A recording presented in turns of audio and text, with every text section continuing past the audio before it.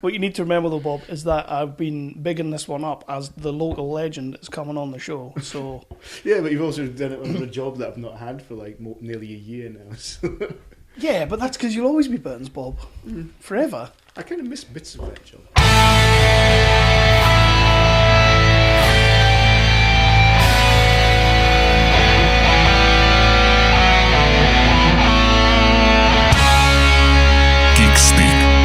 The definitive 365 cut.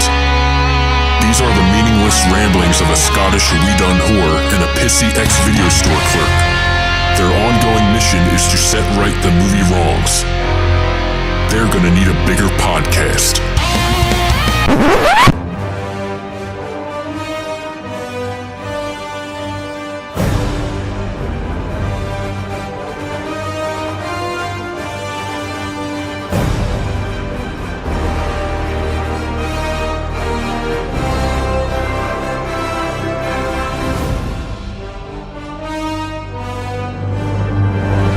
And welcome to the 365 Flicks podcast, Road to Infinity War. This is Guardians of the Galaxy, and we are not alone again, Kev. We're not alone, we are not alone. We are joined by Berwick's legend, local Berwick's hero, own, Burton's Bob, the double B. playwright extraordinaire. Yeah, man, playwright. Who are we with tonight? You want me to actually? When I look at you, that's when you talk. Okay. Yeah, I'm Robert Flynn. I'm a playwright, and I make nice soup. Apparently you do, in Ziploc bags full of piss. Apple juice. it's apple juice. Yeah, so, yeah. You want me to whore myself out? Pour yourself out like a son of a bitch. Oh, okay.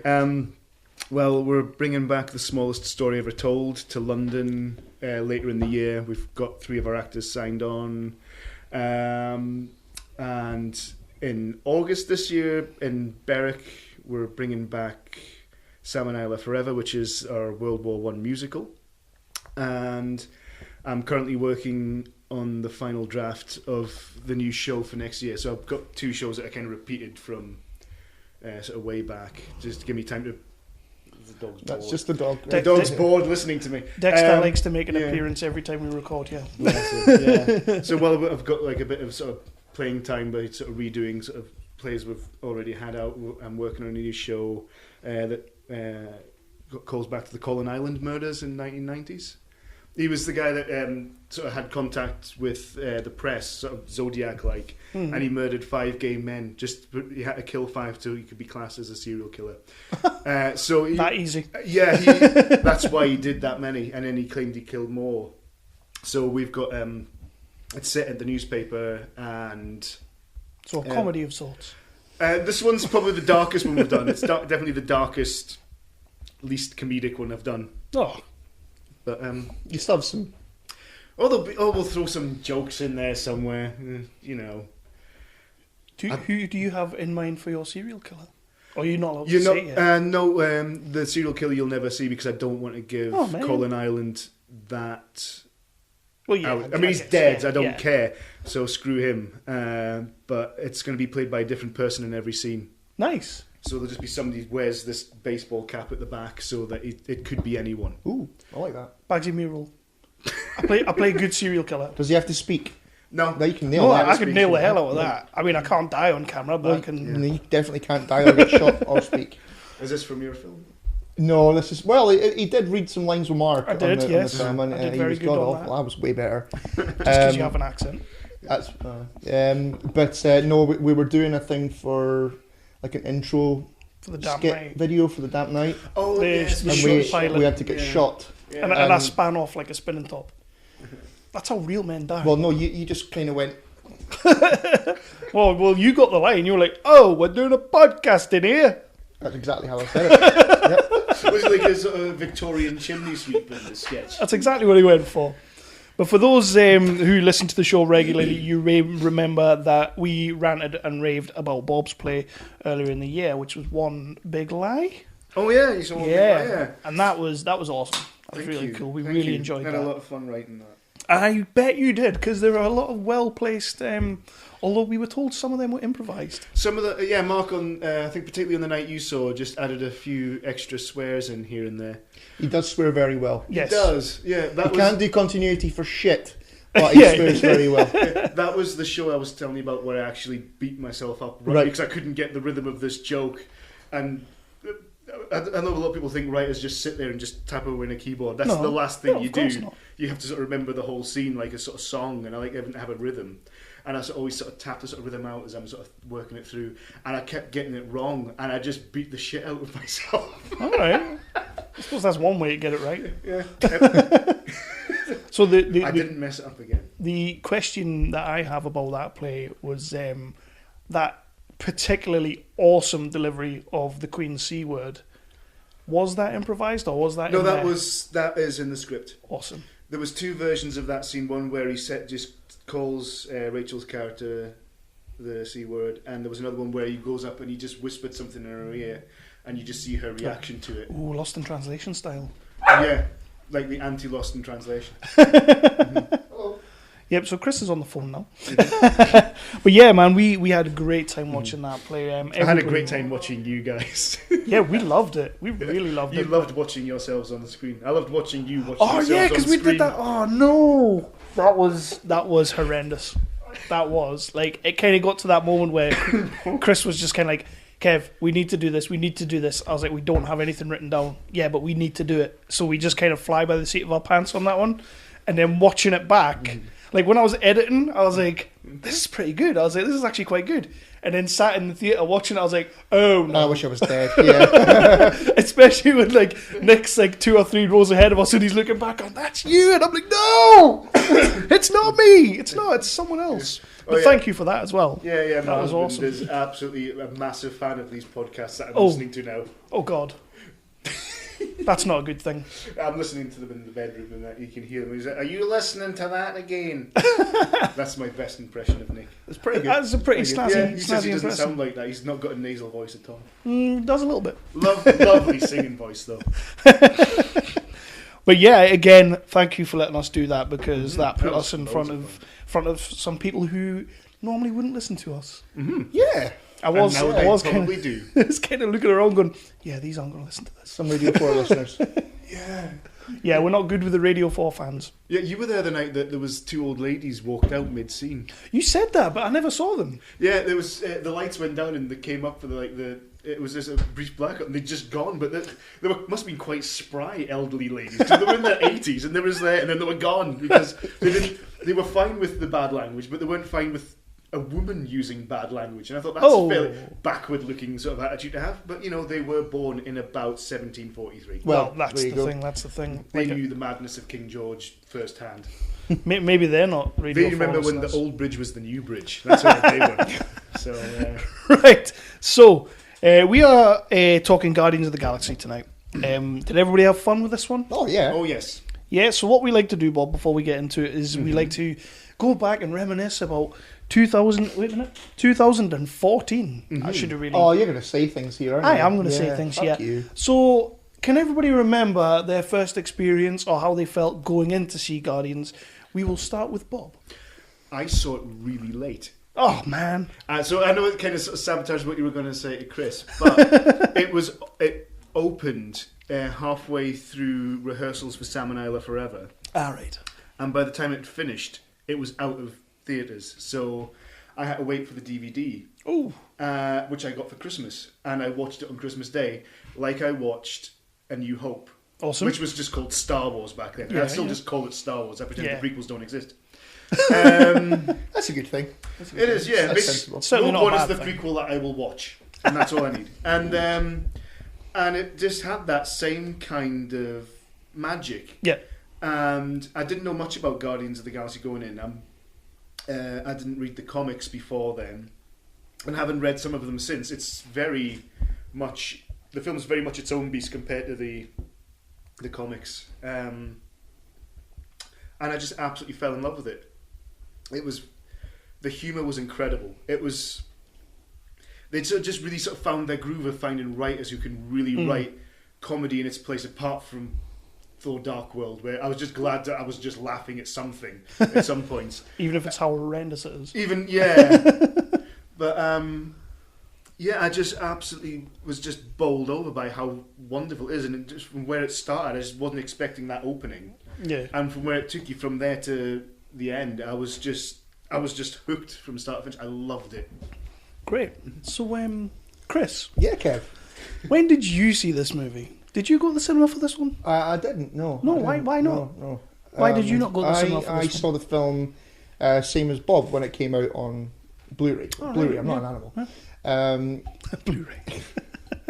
Yeah, so I think I watched it on Boxing Day for the first time when it came out. So, And why was Yeah. that?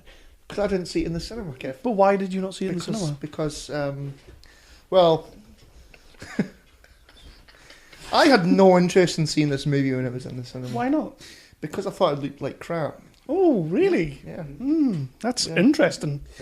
Um, I believe I seem to remember the quote. Well, maybe not quoting it directly, but I'm not watching a movie with a fucking raccoon and a tree. yeah, because I was all about my realism. Who's your favourite characters in that movie? Raccoon Groot. Awesome. I mean, we don't need to hash that out again. We've No, we we've really talked don't. about We that really before. don't. No, I had no interest in seeing the movie, and I regret not seeing it in the cinema. As you know, I have apologised, and go fuck yourself. For me, when this movie came out, I was still bowled over from Winter Soldier. Iron Man 3, I'm not a massive fan of. I've talked about that. For the Dark World, I'm not a massive fan of. But the Winter Soldier absolutely just blew me away. It totally blew me away. I said that on the last episode. And this coming out, I knew nothing about it, and it was kind of their first, I would consider their first big risk since maybe the Avengers. Because Avengers was like sort of the experiment and all that, but this was their first big risk because it was a bunch of characters. I didn't know anybody who knew who the Guardians of the Galaxy were. So I went to the cinema to see this, and it's fucking immense. I still remember sitting in the cinema, and like you say, it's Marvel's Star Wars. Basically, it's got that feel to it. It's in space, and it's fucking awesome. So yeah, and I didn't even know who Chris Pratt was when I watched this. Same My here, God, we yeah, know same. who he is now. Oh, don't we? We cannot fucking turn around without seeing him. Did this get him the job in Jurassic World? Do you I think? would say this did. Yeah. He's kind of playing the same character. I think that's he Han just kind of Solo. is Chris Pratt and everything. Yeah. He's kind of like the sort of really sort of geeky Jason Statham, where Yeah. no matter what Jason Statham's in, you kind of just assume his character's called Jason Statham. Yeah. And I kind of the same with Chris Pratt, and I'm absolutely fine with that because I would drink his bathwater. Yeah. I think this man can do no wrong apart from Passengers. I still haven't seen that one. That one with, what's her name? Yeah, Thingy. yeah. Jennifer Thingy, Lawrence. what's her name? Yeah, Jennifer. Thingy. Yeah. Start Thingy. watching it 10 minutes in, and it's a really good thriller. Go watch the first 10 minutes, All right. and then watch it from there, and then it's a really good thriller. It's a better film without the first 10 minutes in it. Is it Okay. meant to be a good thriller or? I don't think so, but you know, you can enjoy it as such. If you skip the first 10 minutes. Yeah, actually, if you watch it in a sort of, there's a way you can watch the film in a random out of sequence order, watch it that way. It won't make any more or less sense. Memento style. Yeah, Yeah, watch it from the I'm end. pretty sure that's on Netflix, and I might actually give that a go. I'll skip the first 10 minutes and then start it. it's still not great. Imagine if my we could do that opinion. with The Last Jedi. Like, skip the first hour and a half. Oh no, please. Right. I would defend The Last Jedi to my death because it's I for know the you same will. reason That's why that I I brought it love up. this and I love Iron Man 3, where they let writers write roughshod over what they're doing. Mm-hmm. I think it's just incredible when they just, because it's kind of like they kind of behave more like comics Marvel the way they've done it, where you have different artists. Like when did anyone read Transformers? I forget, you're quite a bit younger than me. I used to read the Transformers Marvel comics back in the 80s, and there was a. I'm pretty sure I read Transformers yeah. comics when I was a big Yeah, and there was- Transformers He's fan. way older than Yeah, me. there's two artists. There was Jeff Senior, and it looked metallic and sleek, and then there was Dan Reed, and they had these black soulless pits for eyes, and they looked like sort of organic metal, and it was like a horror film, and it just gave it such a different vibe. And when they let the directors and writers have the same freedom, Yeah. it just grabs you, and it just feels more like an actual comic. Whereas DC have been sort of, much as I do like sort of Zack Snyder's visuals, I think they've used them too much. In that it's not had the variety. What the hell was that noise? I just miss the variety of tones. Reluctantly agreeing. Yeah, because sort of Zack Snyder often mistakes sort of gloominess for like darkness. It's like just because it's dark doesn't mean that it's dark. No one can see me doing. Yeah, you can have dark stuff happening when the sun's out. Yeah. No. But sure you can. No, you can't. Sure you can. No. Nobody kills during the day. Batman doesn't go out through the day. You did in Dark Knight Rises. Well, that's because that's Dark Knight Rises. It's great. It's The awesome. whole fucking movie's Better than Iron Man 3. Well, it's not, is it? So, a couple of little facts and figures for you. This movie came out in, there's only a couple, don't worry, August the 1st, 2014. And it grossed domestically, which is American domestic, because this website doesn't give me UK, was 333 million domestic and 773 million worldwide. Didn't get my money, though. You could buy a fair few nice hats for that much money. It's You could. I'm sure you could. But why is it that, and I had a look at this today, up until Avengers Age of Ultron, they are not breaking $1 billion.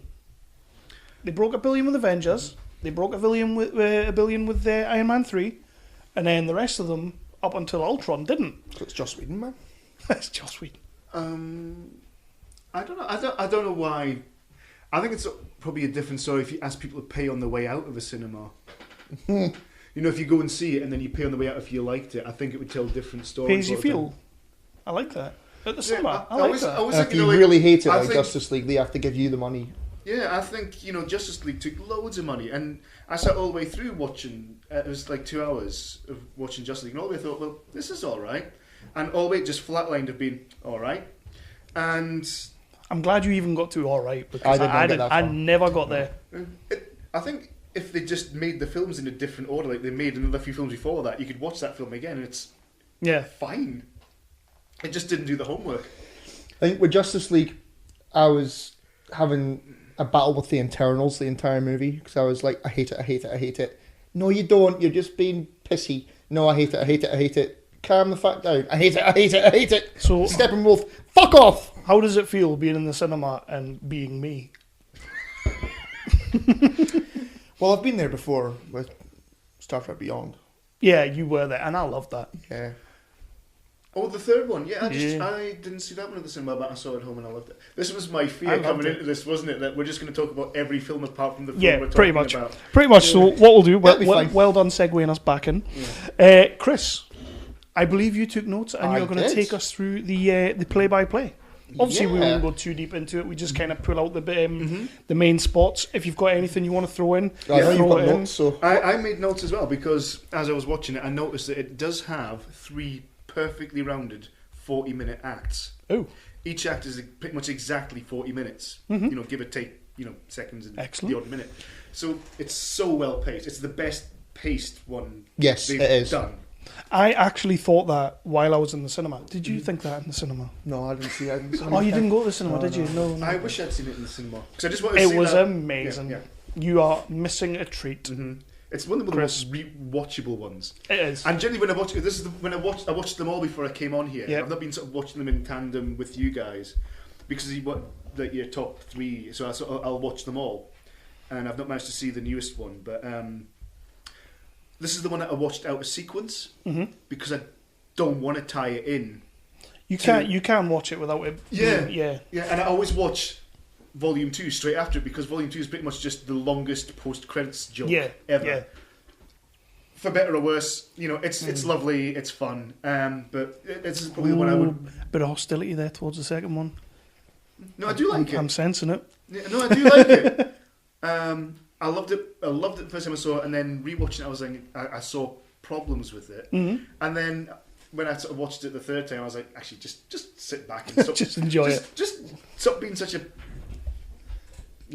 tart. Yeah. So I watched this one at the end because This is the reason I'm not looking forward to Infinity War. Okay, stay with me. Because I think with Thanos and... shall I wait until we talk about Thanos to say this all? Say no. Okay. Fine. Thanos and Nebula and Drax have the emotional need to destroy Thanos, and the Avengers don't. And with the Avengers, we've now got the Guardians of the Galaxy and bloody the Incredibles and the Human Centipede, and they're all turning up to battle Thanos, and no one's got any skin in the game apart from the Guardians. And I think it's just they've got so many characters, it just looks like an absolute mess. Yeah. And I'm worried about it. Now I'll go and see it. I'll probably have fun watching it, and then at the end I'll be thinking, well, what happened? And then I've got The Incredibles 2, which this is probably the superhero film I'm looking forward to most this year. Yeah, I'm in there. I love The Incredibles. Oh dear. I'm with you on that one, though. The thing is, it's up to the writers to create a script which you would hope they have done that makes Tony Stark and everybody have skin in the game. Which robs the Guardians of their skin that they've already got in the game. I think they should have just kept Thanos where he was. Yeah, but they've kind of been building that since day one. Kevin Feige's fault. We do not talk ill of Kevin Feige on this podcast. Or Sarah Pascal. Or Sarah Pascal. Bless her. So was it Spider-Man Homecoming? Pascal Pictures. And we both went, fuck off. My favourite credit in any Marvel movie so far.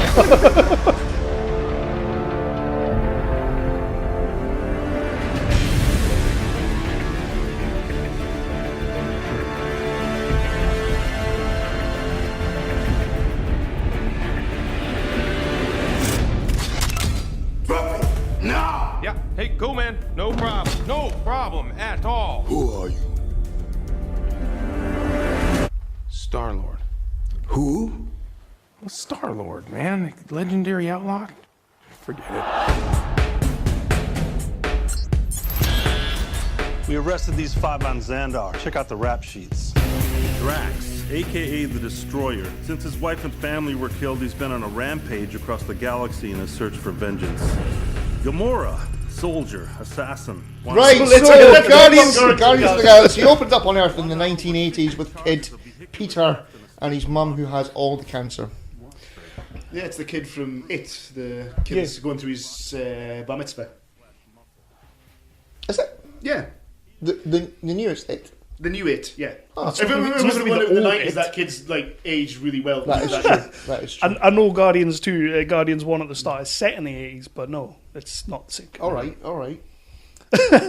Couple of arseholes. Yeah, the first time I watched this, which was not in the cinema. We've covered that. I know. You don't have to keep bringing it up. God. I wondered what the fuck was going on. Mm-hmm. It is like it starts in such a dark place, and it's so raw and real. And the pacing's interesting here because they move the Marvel logo to after this. Yeah. There's no colour. It's sort of really sort of monochromatic.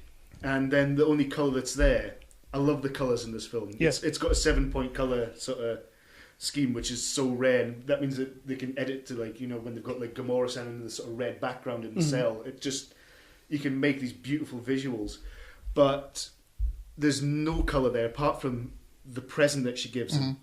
And it's incredible. But Kevin Feige, when you watch it, says, move that there. Because totally the shift from that scene to the scene that follows it is just, and that just, it's got that thing where it just winds up and winds up and winds up. It does the work for the audience of putting it there, and you've not got to go from like brightly coloured. Yeah. Morning. Awesome. Yeah, I mean, it's a good little scene. It's and he refuses to take his mum's hand just before she dies, which comes back. She's dying. If she looked like that, touch her. yeah, I mean, God. But so he refuses to take her hand, which comes back later on in the movie as well. Then he runs away, buggers off, and gets abducted by the aliens. Yeah. Aliens. Yeah. But it's quite nice that you do sort of feel the mother all the way through, because you first see him listening to the tape she's made, and that's the sort of surrogate for the mother all the way through. As soon as you hear the music, it's like him just remembering his mother, and I think it's such a lovely thing. It is not that kid's music; it's just music that he's adopted. Like, you know, I've got a passion for the band Smokey, you know, living next door to Alice, and it's totally just the generation before me. And it's just that was the album that I was left. Like, I'm the same with the Clash. It was my dad's album. Gave it to me when I was like 5. Listened to it all the time. I still listen to it today. I've still got the cassette that he gave me. Can't play it on anything, obviously, but I'm a huge fan of the Clash because of that. So I totally get you there. I get you there. And the music in this movie does play that character. Yeah, and it's not in the comics at all. No. There's nothing to do with that in the comics. You couldn't really do that in the commercial. No, you couldn't really have like Michael Jackson lyrics in a speech bubble. It was just such a nice thing to sort of do. It was, it was just really taking it from page to screen in a way that you can't, you know, just real appreciation of the different mediums. Yeah, I mean, we've said that all the time when we talk about this. Like, the music is massively vital. It's a character in the movie. Yeah. Okay, so let's then, as we say, we get the opening credits. Then it's 26 years later. We open up on planet Morag. Morag? Yeah, it's called Morag, which is, you know, I think, you know, with us sort of being on the Scottish border, you just think, oh, Morag, he wants some lovely shortbread there. Yeah. But there's no shortbread because it's a dead planet. So we've got quite a dark opening where Peter Quill he's using his hologram thingy to show like long dead kids playing and a dog running about. Apparently that's James Gunn's actual dog. Yes, it is. Saw that. Yeah. But it's quite a dark opening, and then he goes inside the big broken down ass building, and then we get one of the fucking best opening credits ever. Yeah, it just takes up the whole screen and he's still dancing. I just love how joyful it is. And Chris Pratt singing into the Eloni, is that the name of them? It's just singing into its face. Yeah. Every time I watch that, I will laugh like a drain. I just love it. That really, it kind of really sets the tone for Peter Quill. Like, we've seen him as a child, but this really sort of sets up what we are getting, and it sets up the tone for the movie, the character, just everything. Yeah, he's just so dorky and adorable. He's like a Labrador that dreamed of being a real boy. He's just amazing, and he can dance. Oh yeah, he has got some moves. Yeah, it's not Sam Rockwell moves, but he's getting there. They totally throw all the colours at you. Like I say, it's that 7-point sort of colour. Like, it's all there. And it's so lovely balanced. It's got pastels and everything. It's just great. And the colours are like in his jacket and it's on the wall. And it's just wonderful. I do love that scene. It's great. Hang on, I made a note of the guy's name. Ben Davis, who did the camera work. Awesome. We don't go that extensive. Most of my notes are lines that I thought were funny. Yeah, and it's it just seemed to be like a complete response to how Winter Soldier looked, where it was all just colour drained. They just were like every single colour that you can imagine on screen. It does have the same fight choreographer as Winter Soldier as well, I know. Does it? Yes. Nice. You can kind of tell that with there's a scene later on, Gamora versus Nebula. Yeah. And you can kind of they tell. Just filmed it better. That is than the fights in. I'm sorry. No, he didn't. I did, and I think I mentioned it on your. You did, yes. Yes, you took a shot at Paul Greengrass last night. You fucker. No, I didn't. I said Paul Greengrass is great. I said they said he did it better. I took it as you were taking a shot at Paul Greengrass. I love Paul Greengrass. He's great. He does shaky cam and works it well, and they can't quite do it. And it's worse in Civil War, where it's literally just shake the camera. It looks more exciting. Yeah, but that was the only thing that annoyed me about Winter Soldier, majorly. But there's none of that. It does. It's sort of balletic sort of moves with the camera that go with the sort of the actions. It's great, and it just you know exactly where everyone is. It's top dog. I'm actually with you when you said that about Paul Greengrass does have like a lot more discipline than they've got when it comes to all that shaky cam. And rethinking about it, you are pretty right with that statement. Yeah, but they do it a lot. Yeah, on the cinema, I didn't see Winter Soldier at the cinema. What I used to like. In fact, actually, it was just timing for when it came out. I was in the middle of developing something, so I couldn't see it. I just physically couldn't get it to the cinema. Playwright, God. But I saw half of it and had to stop because it was my partner at the time had a sort of family tragedy, and we had to just sort of stop watching it. And I never went back. And it was at a point where it was kind of like, I don't know where this is going, and I just thought I'll never bother watching that. And I watched it for this, and I was like, yeah, I can see it, and I watched it again. Great film. I watched it twice. Sebastian Stan's awesome. Yes, He is. Yeah. Yeah, he is. So Peter gets the Orby, Bolly, Orby goodness. Orby goodness. Orby goodness. Good lad. And then we get the introduction to, I don't know what the character's name is. I can't actually remember. Yeah. What, the girl? Digimon Husum? No, the bloke. Yondu? No, not Yandu. The guy who goes, you might know me by the name Star-Lord, and he goes, who? Oh, yes. I can't remember what his name is. But then that sort of brings us into the first little set piece of the movie. Korath. It's brilliant, actually. Well done. Korath. IMDb, people. Where Quill is escaping from those guys. So he manages to escape. Turns out there's a lass that's been on board. The red chick. Yeah. The red chick who he goes, look, I'll be totally honest with you, I forgot you were there. Which again, like the one thing I did kind of notice a little bit on this rewatch that I maybe haven't noticed all the time is that most scenes do kind of end with a punchline. Which is great. It is great. And it's just that build up all the way through. It's like, And just before the scene's about to end, punchline, wait. And he doesn't dwell on it, he just does it. And the character that she plays, he took the name of a sort of fairly sort of prominent character in the comics to give it to her, because there's lots of little sort of. I've read like 3 of them. My friend Ian gave me them, and I just read them and I was like, these are great. And there's just all the names. I was like, oh, that's that name, and I just got that this morning. I'm so the wrong person for this podcast. Bring in the trivia. No, it's fine. You're talking about camera angles and shit. We've been talking about that. People are going to be listening to this like, shit, they've upped their game. I know. Who owns 2 arseholes? Like, let him speak more. So then we get introduced to Yandu. Yeah, How much do we love Yandu? Yeah. Awesome. Fucking Michael Rooker, man. He's great. I think he's been in all of James Gunn's films. Yeah. Is he really? Even Right. Slither and Super. Super's great. Super's awesome. And I think he wrote the character for him and sort of worked the script with him to make it just suit his rhythm. Yeah. And he's a brilliant actor. And he's so... Everyone always says he's so nice in real life, like you could be that psychopathic and get work. Yeah. It's so lovely. Apparently he is, because we were supposed to be going to a Comic-Con later this month in Birmingham, and Michael Rooker's going to be there.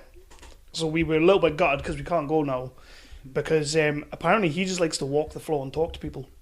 And if you just walk up to him with the recorder, he'll just crack to you. And it's like, that would have been awesome. Whose but fault is it that that would you have been can't awesome. go? Bit of both. I've got a new job that I just can't take the time off, to be honest. But he's also going with James Gunn's brother, Sean Gunn. He's going to be there as well. About 3 people in this. Exactly, and he's going to be there as well, so I'm double gutted. Yeah. Yeah. He might be at London or Manchester. That would be cool. That would be cool. We will catch him one day. We're going to London in May and Manchester in July, so you never nice. know. You never know. I spent a lovely day in Manchester without portfolio between seeing 2 things. And I spent a day in the cinema and saw 4 films, and it was Nice. great. I saw Phantom Thread, Daniel Day. Early Man. Wow. Is that the animation one? Yeah, it's brilliant. I greeted laughing. Is that at the one that Maisie Aardman. Williams is doing the voice Yes. of? Yeah, it's great. And then I saw The Greatest Showman. Yes. I am the person who hates it. You didn't like it? I didn't like it. It's the first time I've been at the cinema in a long time and hated a film. I'm actually looking forward to seeing that. Okay, well, you might like it. You might like it. I love a didn't. good musical. Yeah, I've got no musicals interest in seeing and that at all. Then I saw Coco, which is my favourite film of the year so far. Yeah, I wasn't big on that one. No, No. it just got me for the same way, and it got me in the same way that A Monster Calls got me last year, which is Right. my favourite film over the past 5 years. Nice. So There you go. So next, we're introduced to Guardians. Yeah, Ronan. Now, Ronan is the big bad, as we know. it's Ned from What it's Ned from Pushing Daisies. What do you guys make of Ronan? Because Ronan gets a lot of hate because of the internet. Because the internet's full of arseholes. Yes. I actually, rewatching this last night, I actually really like Ronan. I never had a problem with him. I think Ronan's a great He's character. a perfectly serviceable meat and two veg sort of pantomime villain, which is it suits this well. but reading sort of what they took out of it, he was more of a there was more of a religious bent. Yeah. To it. He was like a sort of fundamentalist sort of approach to how he saw the world, and I think it's like weakness is a sin, which is a very sort of comic book sort of look at religion. But it's I thought that would be good, but it would also be a bit heavy-handed for what we've got going here. Yeah. That maybe explains why, because you might be able to help me out on this one. I had no real idea why he wants to blow up Xandar. I think it was just the sort of fundamentalist side of it. Yeah. I mean, they don't explain his motives at all. But No, they don't. He doesn't like Glenn Close. Who doesn't like Glenn Close? But I love whenever she steps out of a haunted mirror into the film and just scares the dickens. And the first thing anyone ever sees her in is Fatal Attraction, and she could be playing she could be standing in for Meg Ryan in like Sleepless in Seattle, and you'd still be terrified of her. I can't watch Damages again. As soon as I hear the music, I'm just I love Damages. Damages is great. It's amazing, awesome. But it just scares the dickens out of me. Scares the dickens out of me. We get a pretty brutal head squishy. With the big Warhammer thing. Yeah. I mean, you don't see it, but you feel it. I winced. Quite a few moments in this movie that I don't remember being as brutal as they are. Yeah. And I think this is another thing that's a shame for Marvel, that it is just tipping over into being a 12 certificate rather than a PG. And again, with Star Wars again, that it's like everyone should be able to see these films, and it's just now and again they'll just what the and they're gonna and then they don't say the word, but it's like you just don't need that. It's so funny without that. And I think there's so many more people could see these films younger, and they would love them the same way that we loved Star Wars growing up. It's also having that in your sort of like mantra, and that is when he does say the line later on, but I'm, quote, not a complete dick. It pays off because they're not swearing left, right and centre. Yeah. So when he says dick, it's kind of like, that's pretty cool. Yeah. It's like a well-placed, well-timed word. Yeah. Sorry, I'm just going to pause a second while I go through this. That's a familiar noise in the 3 5 Flicks podcast, isn't it? Yeah, that's everybody knows that noise. I'm not drinking, Nick. So next we go to Xandar, and we are introduced to Rocket and Groot. Yeah, Xandar sort of looks like an open-air metro centre. Everything's just so clean. Kind of like it's like Disney World or something like that, it's like isn't the it? But let's just talk about the writing here, because at this point we are 16 minutes into the movie, and we've been introduced to every main character in the film apart from Drax. Yep. How fucking incredible is that, right? It's great. It's fantastic. And they introduce everyone through action. There's not a lot of dialogue there, and you get Zoe Saldana as Gamora, who's just fantastic. But and then you get this action sequence where everyone sort of lands like they're going to get like a perfect 10 from the Ukrainian judge at the Olympics. With that foot out at the side, it's like 10, and it's just great. It's just slapstick fun. It's like the Naked Gun funny, and it's. I can't talk enough about this scene. I do love this scene. This is one of my favourite scenes in the movie because, like you say, the way it just sort of rotates around the whole kind of the town and everything. He meets Gamora, and then Rocket and Groot grab them, and then they all battle for the orb together. It's like a great, like you say, it's a great little bit of slapstick comedy, but it works because you're meeting all these people for the first time. And it just you can see they're going to be a team just from the conflict. Oh yeah, how they'll be able to bounce off each other. But again, 16 minutes in, and you've been introduced to all of these characters. There's a lot of characters, and you know what each of them after about 30 seconds each. You know what each of these characters are about. What what kind of character they are. What they're after. Yeah, I love that way they introduced Rocket and Groot, because it's kind of like Timon and Pumbaa when they come in. They've got that same kind pretty of much. They are very much a Disney pairing. Yeah, and it's just great. It's just like later on with Rocket, where you just assume he's this sort of comedic character when they just pull the rug out from under him when he has to take his shirt off later on. Yes. Oh yeah. Yes, I have got a note about that because I love that little bit. They do that extremely well in the second one as well with Rocket, but that's for later. We get our Stan Lee cameo of the film. Yep. Yeah, playing a creepy, dirty old man. Yeah. There's rumours going around. Just playing StanLee, really. Yeah, apparently he's supposed to be, is it the Watchers? That's why he's everywhere. That's a theory, yeah. Wasn't that in Guardians 2? Yeah, they really play into it that he's one of them, that's why he's everywhere. I find these a bit distracting now and again. The Stan Lee cameo? Yeah, sometimes it just takes me right out of it, a place I don't want to. It does for a second, but it's kind of... You This kind of one it wait gets away with it because it's just you've got such a sort of verb with it, and it's early in the film. It's when it happens, like I think it's in the first Spider-Man film, when it happens like, oh, there he is, and it's like that's nice. And then when it happened in the second, we're like, yeah, okay. And sometimes I just find it tiresome. I do think they need to get a little bit more interesting with it. Like, I think my favourite one was not but many more Amazing Spider-Man, where he's just sitting listening to the records and there's That's whole cool. destruction behind him. I like the Ben Affleck Daredevil one when he nearly walks across the road and Matt Murdock stops him in front of the bus. But we're not talking about Ben Affleck's Daredevil. We're not talking about Daredevil. I saw the director's cut of it, which everyone promised me was better. No, it's not. It's just longer. It's not better. Isn't that the one with Coolio? Yes. And he's not singing Gangster's Paradise. He's not playing drug dealer. I've got no idea. I've never seen it. Pretty much just playing Coolio. So they get locked up, and we are taken to Kiln Prison. Yeah, which Yeah. What a is set. awesome. I've read that the only reason they could afford to build this set as big as they did was they sold it for scrap at the end. Right? Yeah. I don't think it was like some guy with like a cart like that isn't the selfish giant came around and was like, any old iron, but they had to sell the iron back because it was just so expensive. Could they not have used it like the set Red Dwarf or something?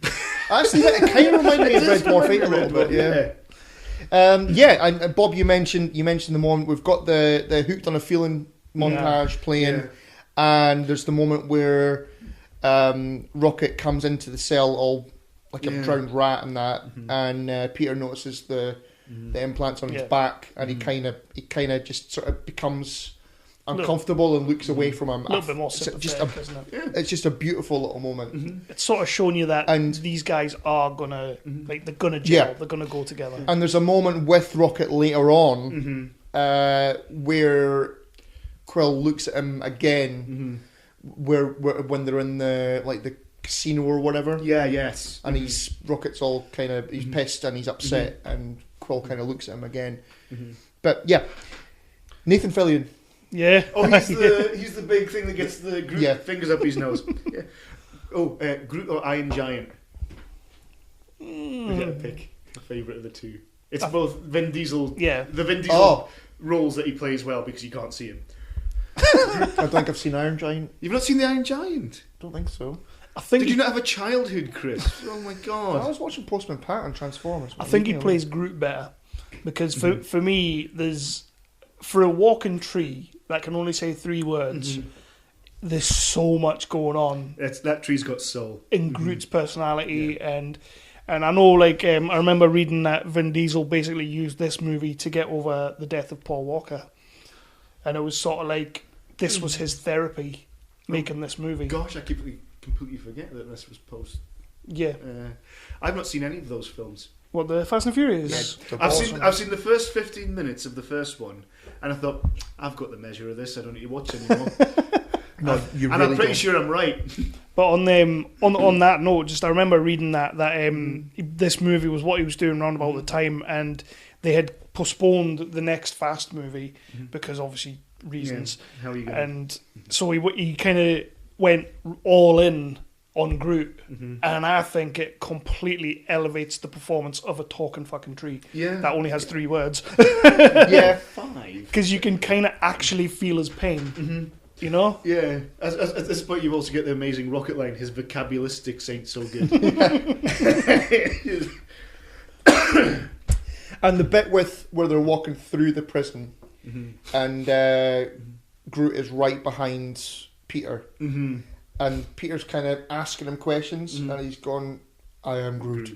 Yeah, you said that. That kind of that reminded me a lot of like Harrison Ford in A New Hope, sort of. Yeah. You know, just that's what I thought when I was watching it. So next, Gamora is about to be murdered. Yeah. Yeah, we're getting a real Bad Girls vibe, isn't it? It's like Wentworth Prison. It is like Wentworth Prison, but with less screwdrivers. Yeah. Oh, hang on. I made a note of this. It was Locked Up Abroad.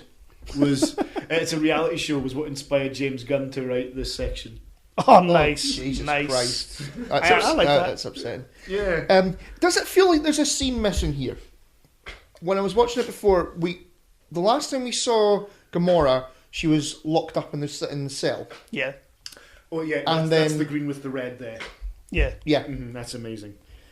But she was locked up in the cell, and they couldn't get in. Yeah.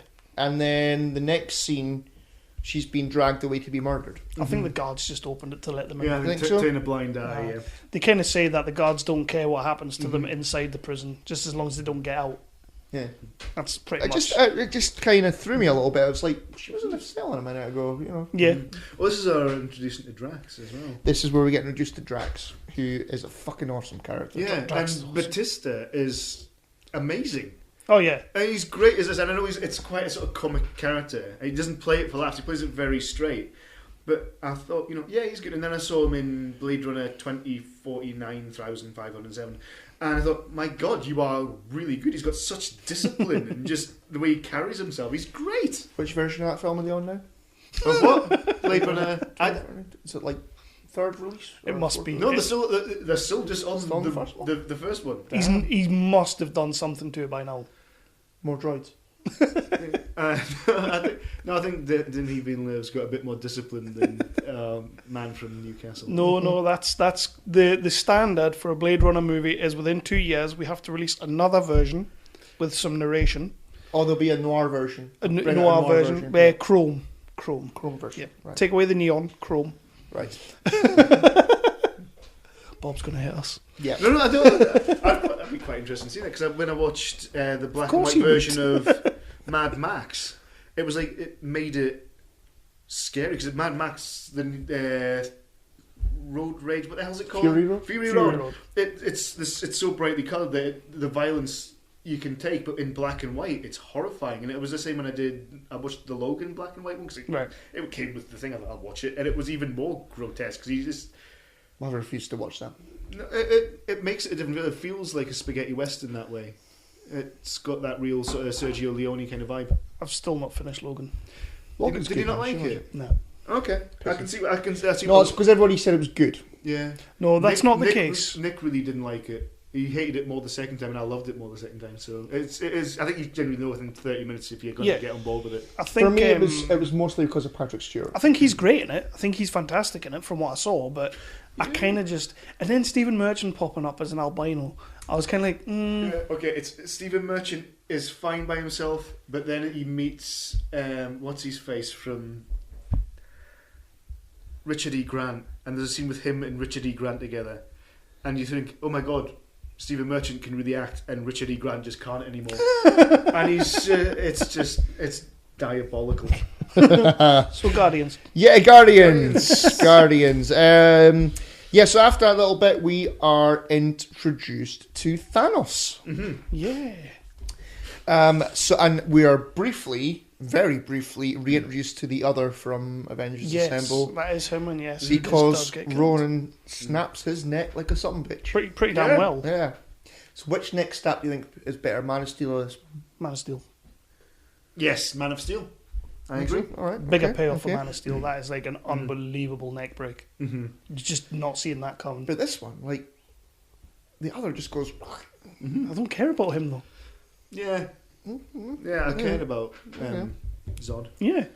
I was fucking asking. Quick question. God. We've all seen the Infinity War trailer. Mm-hmm. Yeah? Yes. How much better in this movie does Thanos look than in that trailer? Yeah, although the way, because he's been mocapped for this. Yeah. And Ronan it's makeup, so it's got a real tactility to it. You notice the CGI more in this. And it's just, this is the one scene that I had a problem with. You just notice the CGI, whereas normally they sort of blend that with the real elements better, because it's like, there's Thanos, here's Ronan, there's Thanos, here's Ronan, in separate shots. You notice the difference. You can see how tactile Ronan. He's got like a sort of glitter to him, and just the sort of chalk under his eyes, and then you've just got this weird sort of. Thanos looks out of focus. It's just got that blur to him, and that's another reason that I'm worried about Infinity War. That I don't care about CGI villains. It's the same way I sort of checked out a wee bit towards the end in Wonder Woman. It's the reason that I just didn't care at all about the baddie in Justice League. I just can't get with CGI villains. They're not there. Yeah, they're not. It's not quite there yet. Yeah. There is times that it really falls flat on its face. It can't be worse than Steppenwolf. It's just not possible. Thanos basically is Steppenwolf. This was the one scene that rewatching that I didn't actually need. Like, I like the confrontation with Ronan and Thanos, but I don't think Thanos needs to turn around. I think we could have got away with just him being... Well, hearing his voice and seeing a hand like the claw in Inspector Gadget. Yeah, that would have been awesome. Yeah. Call back. Okay. Is it Josh Brolin here? Yeah. Yeah, I think he's always been Brolin. Yeah, it's definitely his voice, yeah. Mm-hmm. So then we go back to the prison, and Rocket is planning their escape. I love this jailbreak. It's amazing. It is a cool jailbreak. And it just, because it's a real set, the camera just gets to go everywhere. It's just, and again, it's you really just get a show, and you get to see a raccoon with a machine gun. Yes. Which is the reason from the moment I saw the trailer, I thought, I need to see this film where there's a raccoon with a machine gun. That's a cool is- little yeah, moment it's when awesome. when he grabbed it, because it said Drax. He throws him the thing. He grabs it and he goes, "Oh yeah, Yes. it is badass. It is really fucking badass." Peter is sent by Rocket to get the guy's false leg, which is awesome. Yes. Which they keep repaying. And like, I'm sure in the second one they do it again. Yeah. And he Yeah. tries Well, to get him to later take on in the movie, he later. does. I need that guy's false eye. Yeah. So Rocket. We get a sort of, cheeky genius moment with Rocket where his idea is he's going to switch off the gravity and then fly it And out. throws the caveat in at the end just as Groot just sabotages the whole mission. I love that. Yeah. That needs to be He's the... like- You can just see it in the background as Groot's he's just going got, up to... like, I've got this. He's just not listened to any of the caveats that goes with it. It's great. It's just when he goes, the most important thing to remember is that's the last thing we need to do. Yeah, Groot's amazing. We get an awesome Drax line in just before they make their escape. They tell us what his takes everything literally. everything's literal. And so one of them, I think it's Quill, says something about it going over his head, and he goes, "Nothing goes over my head. My reflexes are too fast. I would catch it." That's you know what it is. My big worry when I was going into seeing this film was Dave Bautista, because I was kind of like, I like the wrestling, like I like Dave Bautista in the wrestling, but I didn't see Dave Bautista as an actor. Yes, I suppose that's what wrestling is really, but I didn't see him being in a big Marvel, big budget movie and pulling it off. And he ends up being the best thing about the film. Just like, I could see him doing an independent film. yeah, He's definitely. He's just got such a face. I think it's because he's been had the hell battered out of him. He's just got such a face. It's like Lance Henriksen's face, where it's just you put a light from one direction on, and it's just all these craggy shadows there, and it's like you don't actually need to sort of do anything. You can just stand there. It's definitely not a face for 4K anyway. No. So they make their escape. And you hear the Guardians theme tune for the first time. Yeah. Yes. Which is total Star Wars, Superman, 1970s, sort of a theme tune you can hum. They could have played music from Dallas at this point. It's one of those ones you can sort of get stuck in your head. Yeah. We spoke about that in the Avengers Assemble episode. You don't often get it. Where Avengers theme is one that you can get stuck in your head. You don't normally get that with these movies. Yeah, I couldn't tell you what Thor's theme is, for instance. Marvel pretty much plays it very generic on these movies. Yeah. Like, it just sounds like they got it from somebody's library. Yeah, they've done a bit with like Ant-Man and Doctor Strange, where they're going to sort of play something a little different, which is cool. They escape on the ship, and so after that we go. Well, I don't know. They're on the ship. Ronan Reigns. Ronan and Nebula they arrive at the prison and basically wipe everyone out, which is another cool little moment in there, just showing how fucking it's evil. like, aren't they evil? They're evil. They are the I don't know pantomime what the one, villain. but they're really evil. And that's the end of Act 2. Act 1, sorry. And you bang on 40 minutes in. All that's happened in 40 minutes. Yeah, that's a lot in 40 minutes. A lot. Just to introduce the characters. Yeah. Just to get the team together. Yeah, and you've had 3 massive action set pieces, and it's like there's not another Marvel film that's done that. No. And then you get the start of Act 2 with that horrible Jackson Pollock line. I like Yeah. that. But it's lovely that they take the chance to slow down. They do slow Act 2 down, so you've seen them, and they do my favourite thing where they get them drunk. Yeah. And I've always been thing when I've always got a scene. I think everything I've written that there'll be a scene where someone's either drunk or high, because everyone says, "Oh, that wasn't me. I was drunk." And I always think, no, that's what you're really like. Yeah. When you're uninhibited, and you see these people uninhibited, they're not holding anything back. They've not got their guards up, and I love that you get to see them like that, and that's what bonds them. It's like just being that honest with each other. Yeah. Yeah. There is a good moment with Yondu where he's on Xandar and he's speaking to Quill's buyer from earlier on. I actually completely forgot about that. And you've got his number 2 in the background trying not to laugh. That's a fucking awesome. Yeah. That's Sean Gunn, isn't it? Yes. Yeah. Yes. Should we ever get Mr. Ruka on this podcast, I want him to do an intro going, "Alla, balla, balla, As balla." we're trying to do the intro, he does that. Yeah. So, Mr. Ruka, first Balla, question. balla, Balla, balla, balla, balla. And the You should arrow. do that because I bet he never gets that. No. Oh, It's we like always Richard go for Wilson stuff with I Don't nobody ever Believe It. wants. The arrow is fucking awesome.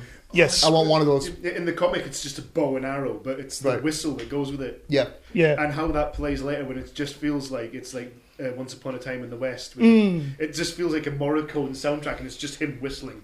It's great. It is a great. That scene's fantastic. And then we arrive in nowhere. The head of a god. It's great. Yeah, it's It looks amazing. It looks fucking epic. A proper hive scum and villainy. It's cool. And is this where we meet the Collector? Yeah. In a minute, Yeah. Yes. we've Got got we get a nice little interaction between Peter and Gamora. Where she's got the headphones Yes, on. she tells him, "I'm not going to fall for your pelvic sorcery." Yes. it's when she goes, "It's got a nice melody." She says it really loud. And he's telling her about the legendary hero called Kevin Bacon. Awesome. Yes, that just had me hooked. I think this is the first time I've heard the whole speech today, because every time I just crack up halfway through it because it's so silly. And then we get the bar fight. So everybody, they've been, it's like some gambling where it's sort of like rat catching kind of thing. Yep. Everybody's It's like a drunk. cockfight sort of thing. Kind of, aye. Can we say cock on this? Is that okay? You can say cock. Say whatever the hell you want. And Rocket is drunk. Can we because we've already said that Vin Diesel doing the voice acting is fantastic as Groot. Bradley Cooper in this scene is insane. Yeah. You know, and he's like, "I didn't ask to get made." Yeah. That is fucking awesome. For me, it's the bit where he goes, "He called me vermin. Yeah. She called me rodent." He's amazing in he this. is. He definitely is. I mean, he's Absolutely. good all the way through, especially when he's like, "Now we're all standing." Yeah, That's a good line yeah. as well. I think it's they couldn't motion capture it because the shape of the face isn't a human face. So the animation that's gone into that is great. It's just so believable. And you just believe them as actual human expressions. And this strange sort of more face. It's great. But the way he delivers those lines in that scene are fantastic. Yeah, definitely. And that's where you get the moment where Quill is trying to calm them all down. And you can see that the Rocket is genuinely upset and affected by being called these names, and it's just coming out because he's pissed. Yeah. It's just a nice little moment. It's a really nice little moment. So then we're introduced to the Collector. So yeah, the Collector. Awesome. Yeah, this is just Easter egg heaven, isn't it? Yeah, Because I spotted today, well, obviously Howard the Duck's there. There's a dark elf and Cosmo. It's not Laika the dog. Everyone thinks it's Laika. It's Cosmo. Not Cosmo and Dibs, Cosmo. And the first time you see Adam Warlock's pod is there as well. And they tease him twice because he's the big sort of post-credit sequence for Volume 2 as well. And it's like, there's his pod there. You've also got the Sliver Slugs from James Gunn's movie Slither. All right. They're kind of up on one of the windows and stuff. You got Dark Elf. There's loads. Yeah. And I remember seeing like a meme where it's the picture of the vault. And it's got like circles around everything. Like this is this is this and this. Yeah. But there's so many Easter eggs, and it just makes you think, are they going to, with Phase 4, it's a bit of a mystery, are they going to bring people from, because Ant-Man and Iron Man have been in Guardians of the Galaxy. Yes, Iron Man's not been in it for a while, but Ant-Man is. I'm wondering if he's going to go off there, which will be heartbreaking because that father and son thing, just father and daughter scenes, just it was great. Take the dog with him. Take the dog. Take the ants. Anthony. Awesome. Don't. Yeah, so we get some exposition about the Infinity Stones, which is pretty cool. Pretty cool little moment. We're finally getting told what they actually are. Yeah. We've been teased since... What, Avengers Assemble was the first time we kind of... Yeah. Because the Tesseract. So, yeah, Drax has sent a message to Ronan saying, come get me, bitch. Yeah, it's like that drunken call to an ex. It's like, I never loved you. It is great. It is great. And the Collector's slave commits suicide by Infinity Stone. Pretty badass death. Yeah. Very, very... That was The totally camera left. doesn't go away from here. Like, it goes away for a second, but then it actually comes back for the explosion. I don't know. Was she trying to take out the Collector as well, or did she just want think out so. that badly? It was just... She was sick of cleaning glass. Yeah, I got the feeling that's what it was. Like, she was just wanted everybody to die. Yeah. Yeah. That would do it to you. Yeah. If you had all those things to Having to clean. put up with Benicio del Toro. Yeah. Basically. Being all like... And this is the outtake that makes it in this scene as well, where he goes out and drops it. Yeah. Yeah, I love that bit. I love that bit. And that just tells you everything about Peter Quill. He's just such a klutz. It is a great scene. So then Ronan and Gamora and also Yandu's crew arrive at Nowhere and everything kicks the fuck off. Yeah, it's like we didn't really need another action scene, but by God, we'll take it. We got it as well. And it's how they mix the practical effects and the CGI. Yeah. That I've seen it. I think I'm possibly to double figures now of watching this film. It's that rewatchable. And for a film that's only been out for 4 years, that's fairly disgraceful. I still can't tell you definitively that's CGI, that's a model, that's a miniature, and that's an actual practical thing they've done. It's just done that well. It's kind of like how they did Steve Rogers being skinny and things. They just change it up how they do it that often. No, I'm with you there. Nowhere looks awesome. We've got a cool ass chase scene where Gamora's got the thingy orb. Aye, the orb. Orby goodness. And she's being chased by Gamora and a bunch of other guys. So Quill and Rocket go to try and save her. And Quill says, we'll basically fly into them because our ships are indestructible, which is pretty cool. That's pretty cool. That's how you take people out. Yeah. That's a real Captain Kirk kind of order, isn't it? It's like, I don't believe from Star Trek that Captain Kirk graduated with the highest thing because there was something wrong with the computer. Captain Kirk wouldn't jimmy the computer; he would shoot the computer, and then try to have sex with it. Yeah. Leave him alone. It's Captain Kirk. He can do whatever he wants. We're talking about Shatner Kirk, not Pine Kirk. Yeah. Yeah. He would definitely try to have sex Chris with it. Pine. Yes. Never as a surname described someone's acting so well. Oh, bitch! Shocking. Tell you about that later. Oh, that's right. Yeah. Oh yeah, we mentioned that on the last episode. We will have to. We'll have to delve into that. I'll tell you about Horse heads! Loud screaming. Yeah. But we get the fight between Drax and Thingy at this point. Yes, we do. I'll take command. We'll explain later. Yeah, with that big sort of weird windmill sort of flip he does, which is like it's like straight out of WWE. It is like WWE. Yeah. Drax is just not managing it.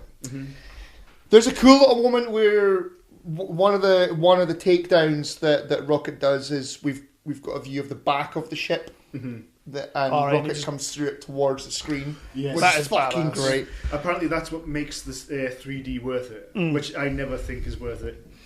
I actually have seen it in 3D, yeah, because I used to have a 3D TV, and it is good. It is good in 3D, to be fair. I just don't think I'd cope with the color darkening particularly for this film, because it is so bright and colourful. Yeah, I think it would just lose a lot of the joy not having the colour there. The only film I think I've loved in 3D was Gravity. Never saw that. Did I see that in 3D? I think I might have had that in 3D. It lives and breathes in 3D, and I suppose Avatar is a whole other film in 3D. What was that one in Paris? Was it Hugo? Oh, Hugo's lovely in 3D Is that as well. Scorsese? That's Scorsese. Yeah. That's his family. That's a lovely film. And I thought it was clever what they did with 3D, but I still find it easier to watch not in the 3D. I've only seen it once. So Gamora, her ship is blown up by Nebula, and Nebula takes the orb away. Then Quill surrenders himself to Yondu so that he can rescue but I think what Gamora. This is probably it's when they cut to Nebula and the look on her face after she's blown her up, and it just looks like she's lost. She doesn't look victorious. She looks like she's just crushed. Like, it's like, that's not the outcome she actually wanted, and she's pushed that button. She can't take it back. It's sort of like almost the same as Kylo when he goes to blow the bridge, but then doesn't do it, obviously. Kind of like that. It feels that same sort of gravity, but he actually does it. And I love the music at that point where it could have just played like an action sequence, that whole thing with Gamora and him in space, and they play it with this sort of balletic, sort of mournful sacrifice sort of vibe to it. That just it's I think that's my favourite bit of direction in the whole thing, is just how that whole thing just has that sadness to it. That Peter's going to die, and apparently what happens to him is more scientifically accurate. It's that, and what's the film with Event Horizon? Those are the two that sort of describe what happens to bodies in space the best. When his eyes start bleeding. Start freezing. It happens that slowly. It's not like an instantaneous thing. Yeah, like Arnie and Total Recall. Apparently it's quite true to life in a film with a talking raccoon with a machine gun. But like, some people just turn into Superman and fly back into the ship. They do. They do. And I love the score there as well. It's I just like that sort of really plaintive, sort of mournful tone it's got. It's nice. So back on Nowhere, Groot has saved Drax's life. He stabs him in the chest. Oh, that's which is weird. Really gooey. Yeah. Rocket lands the ship, and so they're having an argument where Drax and Groot want to go and save Quill and Gamora, and everyone's defeated. And Rocket just wants to leg it. Yeah. But there's this point where he sort of pulls his thing that you can't believe you can see the pink of his eyes. There's an amazing line where he goes, "Oh boo! My wife and my child are dead." Everyone's got dead people. Yeah. But Groot goes, it's fucking brilliant. Yeah.